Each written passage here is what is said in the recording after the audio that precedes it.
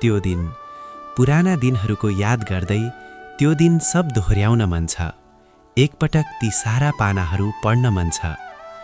आँसुका साक्षीमा बितेका ती क्षणहरू, म रोएर सिरानी भिज्दाका ती रातहरू, म टुटेर लडेका अनौठा क्षणहरू, ती सब दोहोर्याएर हेर्न मन छ। एकपटक पुरानो वर्षको पाठ सुस्तरी पल्टाउन मन छ। प्रेम नै गर्न छोडिदिए। म तपाईको यादमा धेरै रुन्थे, तर आज तपाईको खुसी देखेर मैले रुन छोडिदिएँ। म तपाईकै यादसँग सपनामा कुर्थे, अब याद नै कम होस् भनेर सुत्ने कम गरिदिएँ। प्रेमको परिभाषा म आफैसँग खोजिरहन्थेँ, तर आज तपाईको खुसी देखेर मैले अब प्रेम नै गर्न छोडिदिएँ। एउटा पागल थियो। कुनै बेला याद आयो भने कसैले नदेख्ने गरी मुस्कुराउनु है। कतै सपनीमा मलाई देख्नुभयो भने एकैछिन फुर्सद निकालेर सम्झिनु है।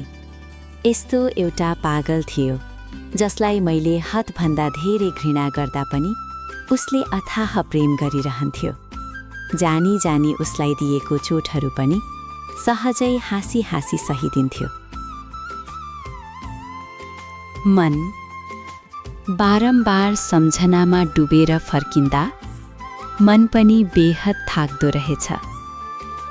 यादमा आँसुका तलाउ छल्किँदा यी आँखालाई सम्हाल्न निकै कठिन हुँदो रहेछ। सम्झनाको डुङ्गामा एक्लै तैरिँदा यादको संसार कति सुन्दर हुँदो रहेछ।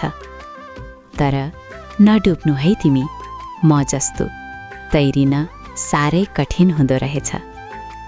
बारम्बार सम्झनामा डुबेर फर्किँदा मन पनि बेहद थाक्दो रहेछ। याद।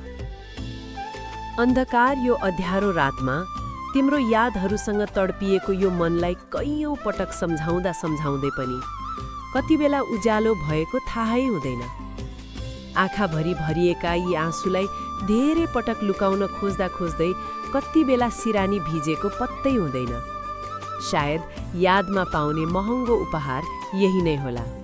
लुकाउँदा लुकाउँदै अरूले देखेको पत्तै हुँदैन।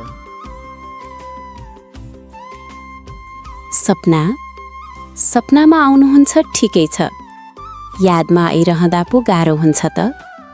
सपना त बिउजेपछि व्यस्तताले बिर्सिन्छ, यादले त पुरै रात बिचाइरहन्छ।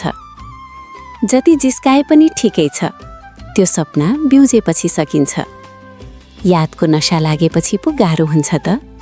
विपना पनि सपना झै छटपटी भइदिन्छ। सुन्दर कथा हो तपाईँ। जति लेख्न खोजे लेख्नै सकिन। आधा लेखेको शब्द मेट्न खोजे मेट्नै सकिन। सायद मेरो भाग्यमै नलेखिएको शीर्षक होला तपाईँ। शब्दमा बयान गर्न खोजे शब्दहरू जुटाउनै सकिन। तर पनि यो मनभित्रको पानामा कोरिएको एउटा सुन्दर कथा हो तपाईँ। शब्दहरू दुवाली झैँ थुन्न खोजे, तर अथाह माया रहेछ, थुन्नै सकिन। तपाईले दिएको याद र पीडाको भारी एकदम जतनका साथ मेरो मनको कारागारमा कैद गरेर राखेको छु। भाग्यमा नलेखिएको तपाईँ मेरो यादहरूमा मात्र लेखिएको रहेछ। त्यसैले मेरो मनको कारागार अझै दरिलो बनाउँदै नयाँ वर्ष 2083 मा पाइला टेक्दैछु।